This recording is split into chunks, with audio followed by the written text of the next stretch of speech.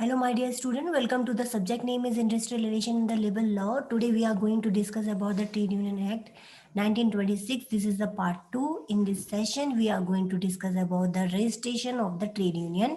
This is very important topic from your point of view, from your examination point of view. तो examination point of view से ये topic बहुत बहुत important है. तो part 2 करने जा रहे हैं हम ट्रेड यूनियन एक्ट का. तो स्टार्ट करते हैं थोड़ा सा इंट्रोडक्शन पार्ट. मैंने पहले ही आपको इस चीज़ के बारे में बता चुका है, इस एक्ट में प्रीवियस सेशन में मैंने डिस्कस कर चुका है.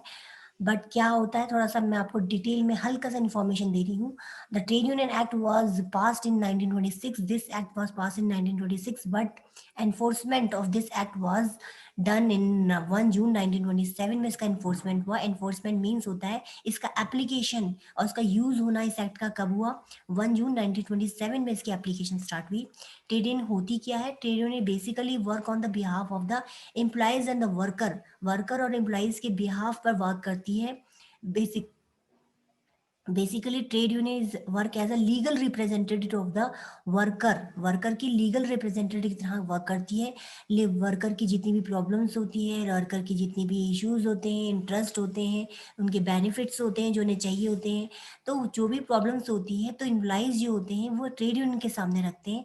And trade union is basically work as a intermediaries between the employees and employer के बीच में इंटरमीडिएट्स की तरह काम करती है, लीगल रिप्रेजेंटेटिव वर्क की तरह काम करती है. और ट्रेड यूनियन जितनी भी प्रॉब्लम्स होती है एम्प्लॉइज और वर्कर की, उसे पुट फॉरवर्ड करती है इन फ्रंट ऑफ एम्प्लॉयर. तो this is all work which the trade union has to done. और यू कैन से दैट एक इंटरमीडिएट बॉडीज होती है which work between employees and the employer. Now moving toward the today's session, we are going to discuss about the registration of the trade union. अगर कोई भी trade union अपना आपको registered कराना चाहती है तो what are the step they have to follow. जिस स्टेप के बारे में chapter second of the act 1926 का चैप्टर सेकंड में बताया हुआ है कि रजिस्ट्रेशन ऑफ ट्रेड यूनियन का क्या क्या प्रोसीजर होंगे. This registration of trade union is basically explain under the section 3 two 10. Section 3 से लेकर 10 के बीच में जितने भी स्टेप्स हैं, जितने भी सेक्शन आते हैं, like section 3, section 4, section 5, section 6, section 7, section 8, section 9, and then section 10. This step, this section, every trade union has to follow when the trade union want to register itself. जब भी कोई भी trade union अपना आपको register कराना चाहती है तो उसे इन सब सेक्शनों को, स्टेप्स को पास करना पड़ेगा. Then only the registration of the trade union can be done. तो सेक्शन 3 को फॉलो करना पड़ेगा, then section 4, then section 5, then section 6, then section 7, and then section 8, or then section 9, and the last is cancellation of registration, that is the section 10. Now moving toward the, we are going to discuss one by one each section. section 3 से लेकर 10 तक हम इस section में पढ़ेंगे कि registration कैसे होता है. and start with the first step. अगर कोई भी ट्रेड यूनियन अपना आपको, whenever we want to register the trade union, the first step we have to go to the legal authority. This legal authority basically a registrar. कोई भी trade union का registration is basically is done by the registrar. तो registrar के through ही trade union का registration होगा. Registrar is basically a legal authority और legal पार, और you can से लीगल एक अथॉरिटी है जो कि अपॉइंटेड की जाती है अप्रोप्रिएट गवर्नमेंट से. अप्रोप्रिएट गवर्नमेंट मीन्स जहाँ पर भी जिस भी ट्रेड यूनियन जिस इंडस्ट्री से बिलोंग करती है, वो इंडस्ट्री जिस स्टेट से बिलोंग करती है, उस स्टेट की गवर्नमेंट ही डिसाइड करेगी कि उस ट्रेड यूनियन का रजिस्ट्रार कौन होगा. तो registrar basically is a person who is appointed on the behalf of is appointed by the appropriate government. Appropriate government can be a state government or the central government, और जो state government central government थी वो registrar को appoint करेगी for the registration of the trade union. Trade union के registration से related जितने भी प्रोसीजर होंगे वो रजिस्ट्रार के थ्रू ही पास ऑन होंगे. If the registrar satisfy by the rules and regulation and the steps and legal procedure of the trade union, अगर ट्रेड यूनियन के लीगल प्रोसीजर सेटिस्फाई होता है, then only the registrar can provide the certificate of the registration to the trade union. तभी registrar certificate provide कर सकता है trade union को. तो we can say that registrar is basically legal authority जो कि ट्रेड यूनियन का registration कराएगी. और ये basically in this appointment of the registrar central government के साथ ही साथ रजिस्ट्रार के अलावा एडिशनल एंड डिप्टी रजिस्ट्रार को भी अपॉइंटमेंट करती है। Additional and deputy registrar basically registrar की जितनी भी पावर होती है उनको डिस्चार्ज करने में हेल्प करते हैं। और basically this two bodies additional and deputy registrar जो होते हैं work under the registrar, registrar के वर्क के अंदर काम करते हैं, means under the direction of the registrar the additional and deputy registrar is work it has been done. तो दोनों के वर्क इस तरह से वर्क होते हैं और जो भी पावर और फंक्शंस होते हैं रजिस्ट्रार ही लिमिटेड करता है, डिप्टी रजिस्ट्रार और एडिशनल रजिस्ट्रार के थ्रू उनको पावर देता है और उन्हें बताता है कि उन्हें किस तरह से वर्क करना है। तो we can say that the appointment of registrar के साथ साथ एडिशनल और डिप्टी रजिस्ट्रार का भी अपॉइंटमेंट किया जाता है for the registration of the trade union. Trade union के रजिस्ट्रेशन के लिए दो अथॉरिटी बॉडीज भी अपॉइंटमेंट की जाती है as well as apart from the registrar. Registrar के अलावा एडिशनल और डिप्टी रजिस्ट्रार भी अपॉइंटेड किए जाते हैं for the registration process of the trade union. Trade union के रजिस्ट्रेशन से रिलेटेड तीन लीगल अथॉरिटीज अपॉइंटेड की जाती है। Now moving toward the second step. अब पहला स्टेप में रजिस्ट्रार का अपॉइंटमेंट हो गया by the state government. Now the second step is the mode of registration. तो यहाँ पर कुछ रूल्स एंड रेगुलेशन होते हैं। अगर कोई भी ट्रेड यूनियन अपना आपको रजिस्टर कराना चाहती है, दे फर्स्टली दे हैव एटलीस्ट 7 और मोर, उसके पास कम से कम 7 मेंबर होने बहुत ज़रूरी है। अगर किसी भी ट्रेड यूनियन में 7 मेंबर से कम है तो ट्रेड यूनियन अपना आपको रजिस्टर नहीं करा सकती है। तो it means that trade union के पास कम से कम 7 मेंबर्स होने चाहिए और ये 7 मेंबर्स होंगे, ये 7 members should also be related to the particular industry where the trade union is related. तो ट्रेड यूनियन जिस इंडस्ट्री से रिलेट करती है उससे रिलेटेड वो 7 मेंबर्स होने चाहिए। तो this is the most important condition. तो ट्रेड यूनियन का अगर रजिस्ट्रेशन करवाना है तो 7 मेंबर्स होने बहुत ज़रूरी है। कुछ important condition I have mentioned here. They provided that no trade union of the workmen shall be registered unless at least 10% or the more or 100 of the workmen, whichever less, engaged in employed in an establishment or industry with which connected are a member of such union on the date of making of application for the registration. यहाँ important बात ये है कि 7 member के साथ ही साथ जो भी ट्रेड यूनियन के जो टोटल मेंबर है उनका जो 10% है, 10% या तो 100 एम्प्लॉइज, 10% और 100 एम्प्लॉय में से जो भी एम्प्लॉय जितने भी नंबर्स कम होंगे, अगर 10% वैल्यू निकलती है 90 और 100 तो दोनों में से वैल्यू कौन सी कम है 90। तो 90 एम्प्लॉइज जो होंगे टोटल ट्रेड यूनियन मेंबर्स के, अगर जितने भी एम्प्लॉइज होंगी मतलब ट्रेड यूनियन की जितने भी टोटल एम्प्लॉइज है उनका 10% या तो 100 में से जो वैल्यू कम होगी उतने मेंबर्स कम से कम उस पर्टिकुलर इस्टेब्लिशमेंट से कनेक्टेड होने चाहिए जहाँ से कि ट्रेड यूनियन बिलोंग करती है। मीन्स ट्रेड यूनियन जिस इंडस्ट्री से बिलोंग करती है कम से कम वो मेंबर उस ट्रेड यूनियन उस पर्टिकुलर इंडस्ट्री से बिलोंग करने होने चाहिए जिस जिस पर्टिकुलर इंडस्ट्री से ट्रेड यूनियन बनने जा रही है। मीन 10% एम्प्लॉइज और 100 वर्कमैन में से जो भी वैल्यू कम होगी वो पर्टिकुलर उस इंडस्ट्री से बिलोंग होनी चाहिए जिस इंडस्ट्री से ट्रेड यूनियन बन रही है। तो this is a important condition. Means उस पर्टिकुलर इंडस्ट्रीज के मेंबर होना बहुत ज़रूरी है। उसके मेंबर्स की प्रेजेंस 10% एम्प्लॉइज होना बहुत ज़रूरी है जब ट्रेड यूनियन फॉर्मेशन हो रहा है। तो this is important condition, 7 members होने चाहिए और साथ ही साथ जो मेंबर्स होंगे उनका टोटल मेंबर्स जो ट्रेड यूनियन के होंगे उनका जो 10% होगा या 100 होगा, उन दोनों में से जो भी वैल्यू कम होगी वो इंगेज होनी चाहिए इस पर्टिकुलर इंडस्ट्री से जिससे कि ट्रेड यूनियन बिलोंग करती है। This is the rules regulation which are mention in the mode of registration under the section 4। Now moving toward the third step, application for the registration. First step में हमने registrar का appointment करना है। Then the second step is the mode of application में देखना है कि trade union के पास 7 मेंबर्स है कि नहीं है, या और जो 7 मेंबर्स में से जो टोटल मेंबर्स है उनका 10% या 100 में से जो भी एम्प्लॉइज हैं जो मिनिमम एम्प्लॉइज हैं वो उस पर्टिकुलर इंडस्ट्री से बिलोंग करने चाहिए। Now the third step is application for the registration. Every application for the registration of the trade union shall be made to the registrar. तो जो भी ट्रेड यूनियन अगर इस रूल्स एंड रेगुलेशन को follow करती है तब वो एक एप्लीकेशन के थ्रू रजिस्ट्रेशन के लिए अप्लाई कर सकती है and this application is to be forward to the registrar. तो रजिस्ट्रार के पास ये एप्लीकेशन जाएगी। इस एप्लीकेशन में कुछ कॉपीज होंगी रूल्स की, रेगुलेशन की एंड पर्टिकुलर कुछ इंफॉर्मेशन होगी like names and occupation and address of the member. Trade union के जितने भी मेंबर्स होंगे उनके names, occupation, address mention out होने चाहिए with the application, which application is forwarded to the registrar. Registrar को जो भी एप्लीकेशन होगी उस एप्लीकेशन के साथ साथ मेंबर्स की एड्रेस एंड ऑक्यूपेशन मेंशन होनी चाहिए, as well as the trade union का जो नाम होगा, जो एड्रेस होगा हेड ऑफिस का, वो भी मेंशन होनी चाहिए। And the third information they have to fulfill, and they have to be accompanied, or you can say that they have to be enclosed when the trade union apply for the application। जो वो application के लिए apply करेगा, registration के application के लिए apply करेगा, तो ट्रेड यूनियन को ऑफिस बेरर के नेम्स और उनकी एजेस एंड एड्रेसेस और ऑक्यूपेशन के बारे में बताना होगा। Office bearer of the trade union कौन होते हैं? Office bearer are the person who are the executive member of the trade union, और you can say the administrative member of the trade union. Trade union के जो भी administrative member होते हैं, जो कि रूल्स एंड एडमिनिस्ट्रेशन को संभालेंगे ट्रेड यूनियन से रिलेटेड, उन मेंबर्स की टाइटल्स, नेम्स और एज एंड ऑक्यूपेशन को मेंशन करना बहुत ज़रूरी है when the trade union want to apply for the registration, and this information should be furnished by the, should be fulfil by the trade union. तो trade union को ये सब application के साथ साथ इंफॉर्मेशन देनी होगी। And the important thing is here, trade union की जो एग्जिस्टेंस होती है, कोई भी ट्रेड यूनियन अपने आपको जब रजिस्टर कराना चाहेगी तो उसकी एग्जिस्टेंस कम से कम 1 साल पुरानी होनी चाहिए। मीन उसका एग्जिस्टेंस न्यू नहीं होना चाहिए, उसका एग्जिस्टेंस बहुत 1 साल कम से कम, 1 साल से बहुत पुराना होना चाहिए।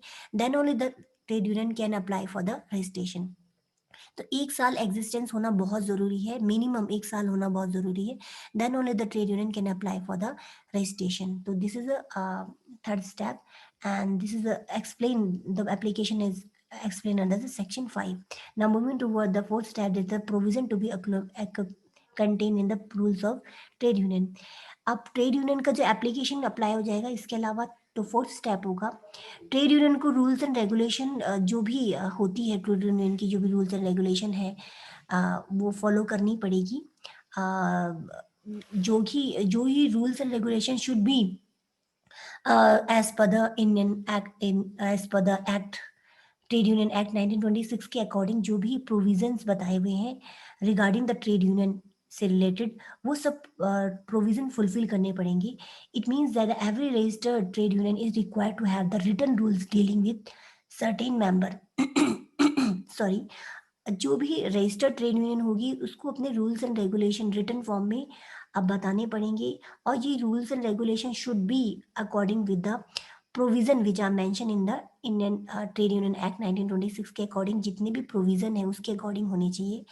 और ये जो रूल्स एंड रेगुलेशन होते हैं, this rules and regulation has been mentioned in the schedule 2 of the central trade union registration 1933 में मेंशन आउट है कि जो भी रूल्स एंड रेगुलेशन क्या क्या होंगे ट्रेड यूनियन के, इस प्रोविजंस को बताना बहुत ज़रूरी है ट्रेड यूनियन को। And the resident have to return, उसके रूल्स एंड रेगुलेशन होने चाहिए कि ये रूल्स एंड रेगुलेशन है, और ये रूल्स एंड रेगुलेशन किसके अकॉर्डिंग होते हैं? Basically schedule 2 of the trade union act registration से रिलेटेड होते हैं। अ trade union shall not be entitled for the registration unless, कोई भी ट्रेड यूनियन जो होती है वो उसका एंटाइटल नहीं हो सकता रजिस्ट्रेशन के लिए जब तक कि ट्रेड यूनियन का जो एग्जीक्यूटिव होता है ट्रेड यूनियन का is considered in accordance with the provision of the act.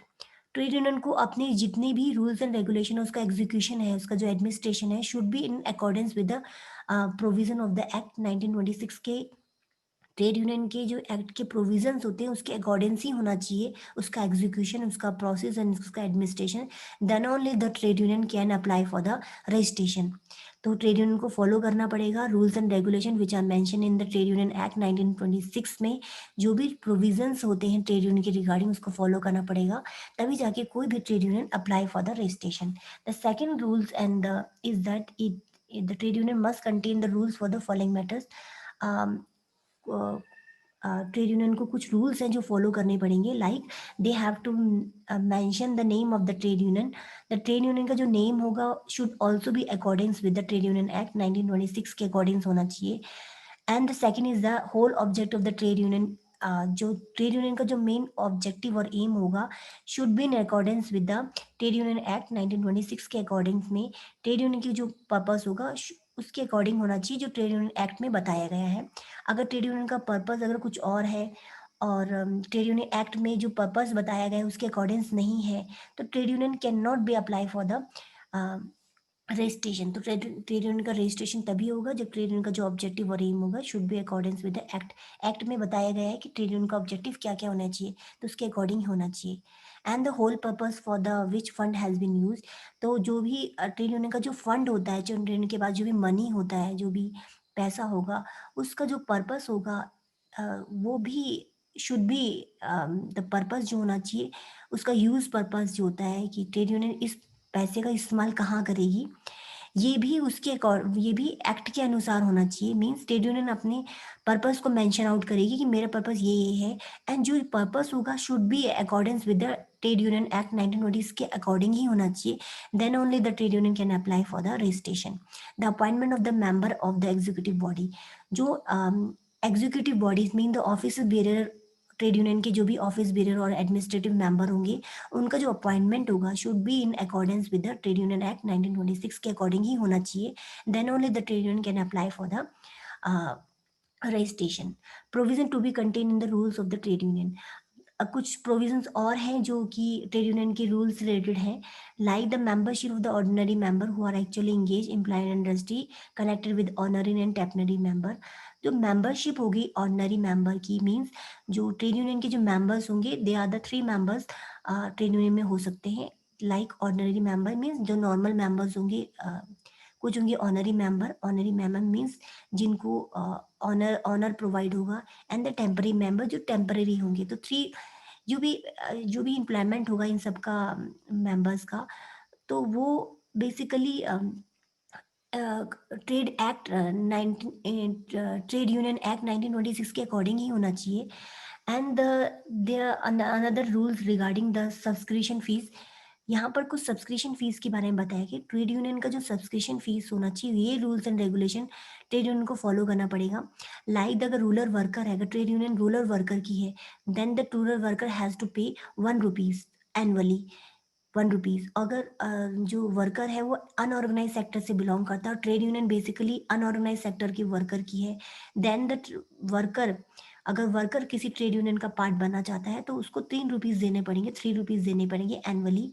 And if अगर वर्कर, ना ही वो रूरल वर्कर है, ना ही वो अनऑर्गेनाइज सेक्टर से रिलेटेड है, अगर वर्कर इन दोनों में से कोई नहीं है, तो then the worker has to pay 12 rupees to be the part of the trade union. तो ट्रेड यूनियन का पार्ट बनने के लिए वर्कर को ये फीस देनी पड़ेगी, 12 rupees.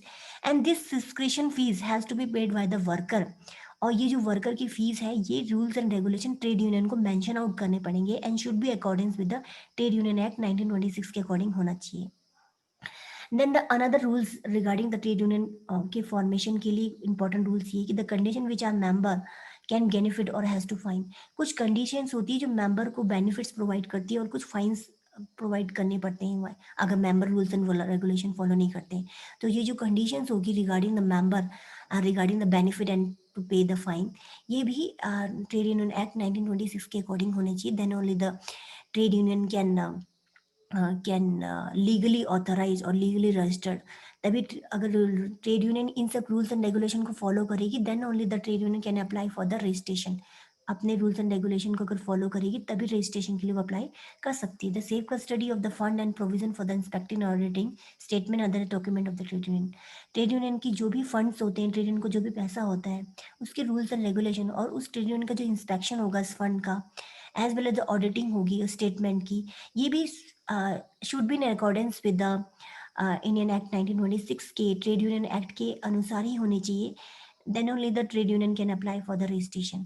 And dissolution of the trade union के जो भी प्रोविजंस होंगे डिसोल्यूशन से रिलेटेड, वो भी अकॉर्डेंस होने चाहिए trade union act 1926। So we can say that यहाँ पर बेसिकली ट्रेड यूनियन को वो सब रूल्स एंड रेगुलेशन फॉलो करने पड़ेंगे जब भी वो रजिस्ट्रेशन के लिए अप्लाई करती है। जो रूल्स एंड रेगुलेशन अगर फॉलो करेगी, then only the rules and regulation अगर फॉलो करेगी, then only the trade union can apply for the registration. तो रजिस्ट्रेशन के लिए ये रूल्स एंड रेगुलेशन फॉलो करने, एज वेल एज कुछ यहाँ पर the power to call for the further particulars and require for the alternation of the power. यहाँ basically इस में सेक्शन 7 में कुछ पावर बताई गई है जो रजिस्ट्रार को पावर होती है। रजिस्ट्रार बेसिकली कौन होता है? Like registrar basically are the legal authority who has a power to appoint the or to who has a power to appoint or you can say have a power to give the certificate to the registration.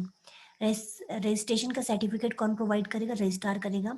तो registrar के पास power होती है कि वो trade union से related कोई भी information है वो मांग सकता है, as well as the trade union से रिलेटेड जो भी इंफॉर्मेशन से अगर वो सेटिस्फाई होगा तभी registrar can apply for the can give the can give the registration to the trade union. तो ट्रेड यूनियन को रजिस्ट्रेशन तभी प्रोवाइड करेगा रजिस्ट्रार जब रजिस्ट्रार को पूरी इंफॉर्मेशन मिल जाएगी और रजिस्ट्रार सेटिस्फाई होगा with the rules and regulation and the provision of the trade union के प्रोविजन और रूल्स एंड रेगुलेशन अगर सेटिस्फाई होगा then only the registration registrar can give the certificate to the registration to the trade union को वो certificate तभी provide करेगा registration का trade union को जब रजिस्ट्रार सेटिस्फाई होगा। तो we can say that registrar refuse कर सकता है रजिस्ट्रेशन को as well as he accept the registration of the trade union. Trade union के रजिस्ट्रेशन से रिलेटेड वो रिफ्यूज कर सकता है अगर वो इंफॉर्मेशन से सेटिस्फाई नहीं है and he is not satisfied with the information supplied then he again reviews. तो डिपेंड करता है रजिस्ट्रार अगर इंफॉर्मेशन चाहता है तो इंफॉर्मेशन मांग सकता है, जब तक वो सेटिस्फाई नहीं हुआ इन्फॉर्मेशन से तो रजिस्ट्रार पे पावर होती है कि वो ट्रेड यूनियन का रजिस्ट्रेशन नहीं करा सकता है, मीन्स वो नहीं देगा, रिफ्यूज कर देगा। एज वेल एज यहाँ पर रजिस्ट्रार के पास पावर और होती है कि रजिस्ट्रार को लगता है कि दो trade union has the same name and they resemble their name, तो यहाँ पर registrar can refuse the trade union registration से रिलेटेड वो रिफ्यूज कर सकता है and may ask for the trade union to alterate the name of their trade union. तो यहाँ पर रजिस्ट्रार के पास पावर होती है कि वो alternation of name trade union को कह सकता है कि अपने नेम को चेंज करे। As well as the object of the trade restriction is to prevent the public and member of other union from being deceive. और यहाँ पर रेस्ट्रिक्शन क्यों की गई है, नाम सेम क्यों नहीं होना चाहिए, क्योंकि may be the two similar name of the trade union can give can do the deceive, can do a fraud to the public, members के साथ पब्लिक फ्रॉड हो सकता है, इस वजह से नाम बिल्कुल डिफरेंट होने चाहिए। तो रजिस्ट्रार पे डिपेंड करता है, registrar can may ask for the alteration of the name of the trade union के अल्टरनेशन के लिए कह सकता है, ट्रेड यूनियन के नेम को चेंज करने के लिए कह सकता है। And until and unless trade union अपने नेम को चेंज नहीं कर सकती तो रजिस्ट्रार के पास पावर होती है कि वो रिफ्यूज कर सकता है उसके रजिस्ट्रेशन को, ट्रेड यूनियन के रजिस्ट्रेशन को मना कर सकता है। Now the six step is the registration. जब रजिस्ट्रार सेटिस्फाई हो जाएगा तो register will register the trade union. जब registrar if he satisfy with the trade union has compiled with all the requirement of the act in the regard to the registration. Registration से related जो भी rules and regulation है और necessary mandatory condition है, technical requirement है, अगर trade union fulfil कर देती है तो रजिस्ट्रार सेटिस्फाई हो जाता है, then only the registrar can give the registration to the trade union. तो ट्रेड यूनियन को वो रजिस्ट्रेशन दे देगा अगर वो technical requirement of the trade union से रिलेटेड जो भी टेक्निकल रिक्वायरमेंट से सेटिस्फाई हो जाता है। This is explain under section 8। Now the certificate of the registration. जब रजिस्टर सेटिस्फाई हो जाएगा, रजिस्ट्रेशन ऑफ ट्रेड यूनियन हो जाएगा। Now the register on registering the trade union की रजिस्ट्रेशन के बाद issue a certificate of the registration, एक certificate provide करेगा which mention that this trade union has been registered under the act. तो ये तरह की इंफॉर्मेशन गिवन आउट होगी और एक सर्टिफिकेट मिल जाएगा ट्रेड यूनियन को। Now the trade union is become a legal body और लीगल कॉर्पोरेट बॉडी बन जाएगी और लीगल अथॉरिटी बन जाएगी who has a power to bring out the issues of the employees in front of employer. Now the last step the registration registered office. यहाँ important बात की है कि सेक्शन 12 में बताया गया है कि अगर कोई भी कम्युनिकेशन और नोटिस होंगे रिगार्डिंग द ट्रेड यूनियन से रिलेटेड जो भी इंफॉर्मेशन होगी वो ट्रेड यूनियन के रजिस्टर्ड ऑफिस में ही मिलेगी। और अगर trade union want to change their address और the head office then they have to provide this information और the change address information within the 14 days. तो 14 डेज के अंदर उसको अपने रजिस्ट्रार को इंफॉर्मेशन देनी पड़ेगी ट्रेड यूनियन को कि दैट देयर रजिस्ट्रेशन और their registered office head office address has been change, और उसको चेंज इंफॉर्मेशन की अपनी इंफॉर्मेशन अपनी रजिस्ट्रार को प्रोवाइड करनी पड़ेगी अगर ट्रेड यूनियन का हेड ऑफिस अगर चेंज होता है। और जो भी इंफॉर्मेशन और कम्युनिकेशन होगी रिगार्डिंग द ट्रेड यूनियन से रिलेटेड वो उसके रजिस्टर्ड ऑफिस के थ्रू ही होगी। Now the last step is the cancellation of the registration. अगर पूरे स्टेप फॉलो नहीं, अगर कोई भी trade union if any trade union has not fulfilled the rules and technical requirement and necessary condition of the trade union से related कोई भी necessary condition अगर ट्रेड यूनियन फुलफिल नहीं करती है तो registrar has the power to cancel the registration of the trade union. तो trade union का रजिस्ट्रेशन वो कैंसिल आउट कर सकती है अगर रजिस्ट्रार को लगता है कि ट्रेड यूनियन ने कोई भी रूल्स एंड रेगुलेशन फॉलो नहीं कर रही है। एंड साथ ही साथ रजिस्ट्रार के पास दो तरह की पावर होती है। The first power is he can register the trade union as per the Act 1926, or as well as he can cancel out the registration of the trade union। Trade union के को registration दे भी सकती है और cancel out भी कर सकती है। इसके अलावा कुछ रजिस्ट्रार को पावर होती है। These power are basically on the application of the trade union. अगर ट्रेड यूनियन अगर कब वो कैंसिल आउट करेगी रजिस्ट्रेशन ट्रेड यूनियन की रजिस्ट्रेशन को, रजिस्ट्रार कोई भी ट्रेड यूनियन को कैंसिल आउट कर सकता है अगर एप्लीकेशन के थ्रू से पता चलता है कि trade union has not appropriate application, then he cancel out the registration of the union। The second is that his certificate of has been obtained by the mistake। अगर रजिस्ट्रार को लगता है and he feel that the जो certificate of registration है trade union ने fraud और mistake के through पाया है, then the registrar has a power to cancel the registration of the trade union। Now the third power is that trade union has been ceased to exist। अगर trade union exist ही नहीं करती then the registrar has a power to cancel the registration of the trade union। Now the fourth, where any rules of trade union is inconsistent with the provision। अगर 1926 Indian trade union act 1926 के according उसके provision के according trade union rules and regulation को follow नहीं करती है, then the registrar जो होता है वो कैंसिल आउट कर सकता है registration of the trade union. Fifth is that where the trade union is violate any provision. अगर ट्रेड यूनियन कोई भी वायलेशन करती है rules and regulation which are mention in the trade union act 1926 में जो भी रूल्स एंड रेगुलेशन और provision mention out है, अगर ट्रेड यूनियन उसे फॉलो नहीं करती है then the registrar can cancel out the registration of the trade union. Trade union के रजिस्ट्रेशन को कैंसिल आउट कर सकती है। Now the last power to cancel the registration is the trade registrar के पास पावर होती है अगर रजिस्ट्रार को लगता है if he feel that the primary objective of the trade union is not being fulfilled. अगर प्राइमरी ऑब्जेक्टिव जो है ट्रेड यूनियन का, जो स्टैट्यूटरी ऑब्जेक्टिव है, जो लीगल अथॉरिटी है, ट्रेड यूनियन अगर उसको फुलफिल नहीं कर रही है, ट्रेड यूनियन का वर्क क्या होता है basically, their work is to work on the behalf of worker and on in the favour of the worker, worker के फेवर में काम करे।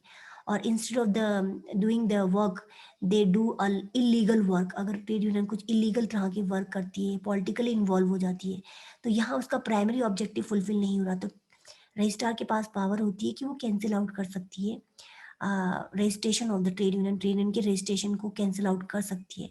This is the all about the registration of the trade union.